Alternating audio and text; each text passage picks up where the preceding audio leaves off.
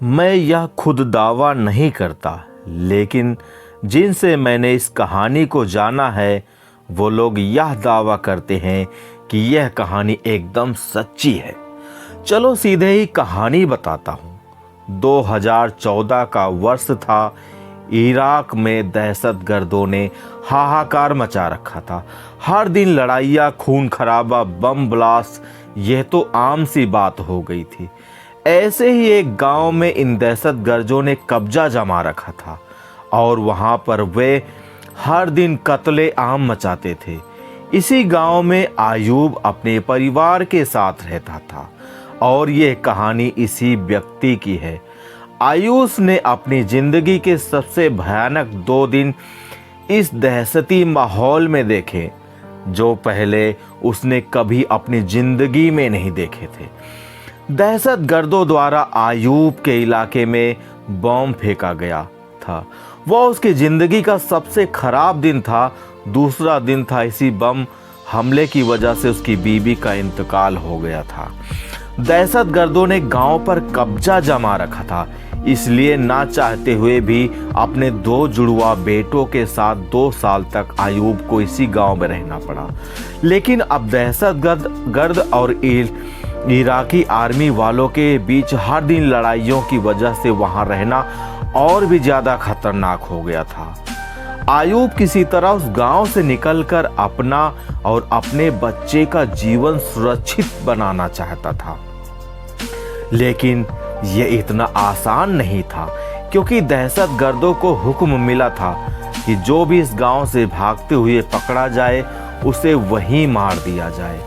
आयूब जानता था कि भागते हुए शायद पकड़ा जा सकता है और मारा भी जा सकता है, लेकिन वह इस बात से भी वाकिफ था कि अगर वह यही रहा तो वह जरूर मारा जाएगा।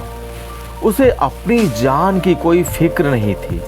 फिक्र थी तो बस उसके 2 जुड़वा बच्चों की, जो अब उसके लिए दुनिया में सब कुछ थे।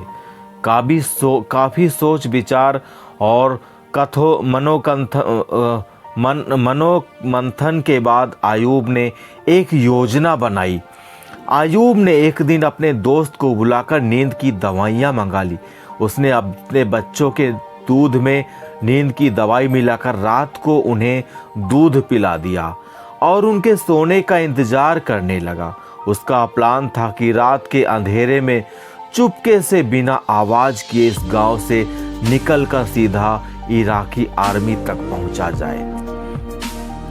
इसीलिए बच्चों का शांत रहना बहुत जरूरी था। बच्चों के सो जाने के बाद आयूब ने दोनों बच्चों को अपने कंधे पर लिया और चुपके से दबे पांव गांव से निकलने लगा। लेकिन बदनसीबी है कि उसका साथ छोड़ने का नाम ही नहीं ले रही थी। गांव के कोने कोने में दहशतगर्दी पहरा दे रही थी। एक दहशतगर्दी ने आयूब की आहट सुन ली और उसकी दिशा में गोली चला दी। गोली सीधे एक बच्चे के पीठ को चीरते हुए आर पार हो गई। आयूब के कंधे पर जा लगी। बच्चे की वहीं पर मौत हो गई। लेकिन मजबूर आयूब अपना दुख मनाने के लिए रुक भी नहीं सकता था। किसी तरह वो बचते बचाते आगे बढ़ा और दहशतगर्दों की नज़र से ओझल हो गया। उसके धर्म के नियमों के अनुसार किसी भी व्यक्ति की मृत्यु हो जाती है तो उसे निश्चित समय के अंदर ही जमीन में दफनाना जरूरी होता है। अपने असहनीय दुख और रोती हुई आंखों को आयूब ने अंधेरे में ही जमीन में गड्ढा खोदना चालू किया। जमीन रेतीली थी, इसलिए बड़ी आसानी से गड्ढा खोद पाया। अपने बच्चे को दफन किया और दूसरे बच्चे को लेकर फिर आगे बढ़ गया। थकान से बेहाल और दुख से बेजान आयूब आखिरकार इराकी आर्मी तक पहुंच गया।